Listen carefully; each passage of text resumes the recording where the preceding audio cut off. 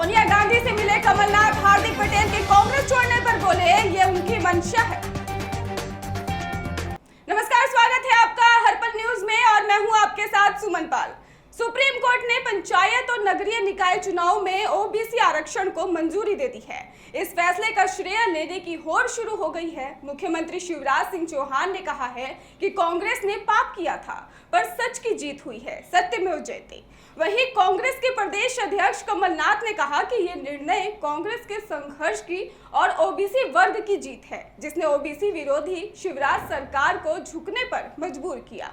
मध्य प्रदेश के कृषि मंत्री और किसान नेता कमल पटेल का कमलनाथ के गढ़ छिंदवाड़ा से बड़ा बयान सामने आया है। उन्होंने कांग्रेस पर जोरदार हमला बोला है। पटेल ने मीडिया से चर्चा करते हुए कहा कि देश में कांग्रेस को लगातार मिल रही चुनावों में हार के कारण उनके नेता कार्यकर्ता डिप्रेशन में चले गए हैं। डूबती कांग्रेस के खेवैया राहुल गांधी कहते हैं कि पार्टी का कार्यकर्ता डिप्रेशन में है और कार्यकर्ता कहता है कि राहुल गांधी डिप्रेशन से बाहर निकले। कांग्रेस पार्टी में हताशा निराशा का माहौल है जो इनके कामों पर कारण बना हुआ है। भोपाल में नगरीय विकास और आवास मंत्री भूपेंद्र सिंह का बड़ा बयान सामने आया है। राजधानी में पेयजल आपूर्ति को उन्होंने बयान दिया है। इसको लेकर उन्होंने कहा है कि भोपाल में जहां भी पानी की समस्या हुई है वहां अब पेयजल समस्या का स्थायी समाधान हो गया है।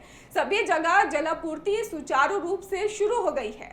मध्य प्रदेश में होने वाले नगरीय निकाय चुनाव को लेकर सुप्रीम कोर्ट का फैसला आने के बाद प्रदेश में फिर सियासत शुरू हो गई है और फैसला आने के बाद बीजेपी पर हमला बोलते हुए कांग्रेस नेता और पूर्व मंत्री सज्जन सिंह वर्मा ने कहा है कि सुप्रीम कोर्ट ने निर्णय दिया कि बिना आरक्षण का लाभ दिया और आप चुनाव नहीं करा सकते, आप जल्द तारीखों का ऐलान कीजिए। उन्होंने कहा कि जब हमारी सरकार मध्य प्रदेश में थी तो हमने 27% आरक्षण का लाभ दिया था। जो परिसीमन हमने किया था उसको निरस्त करके शिवराज सरकार ने ये स्थिति निर्मित की है।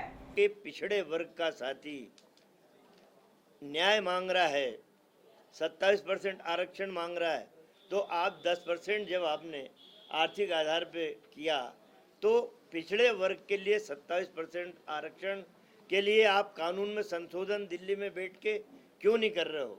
इसलिए नहीं कर रहे हैं कि आरएसएस का हिडन एजेंडा है कि एससी एसटी का भी धीरे धीरे करके आरक्षण खत्म करो, पिछड़े वर्ग को आरक्षण मत दो। इसलिए ये कानून में संशोधन करना नहीं चाहते। मैं मध्य प्रदेश की बात तो कमलेश्वर जी और धनुप्रिया जी करेंगे। बालाघाट पुलिस ने रकम दोगुनी करने के नाम पर लोगों से ठगी करने वाले गिरोह के 11 सदस्यों को गिरफ्तार किया है। साथ ही आरोपियों के पास से लोगों से ठगे गए 10 करोड़ रुपए भी बरामद कर लिए हैं।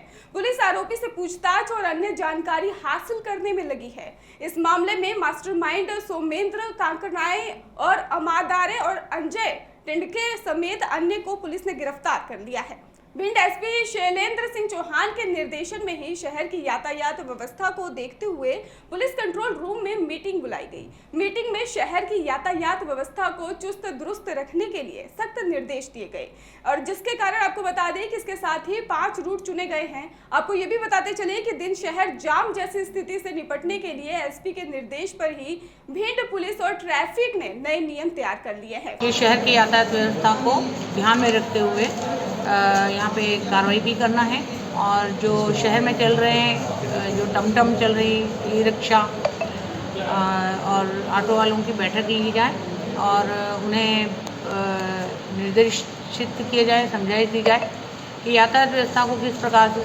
सुचारू रूप से चलाया जाए। फिलहाल मध्य प्रदेश की खबरों में इतना ही। आप देखते रहिए हर्पल न्यूज।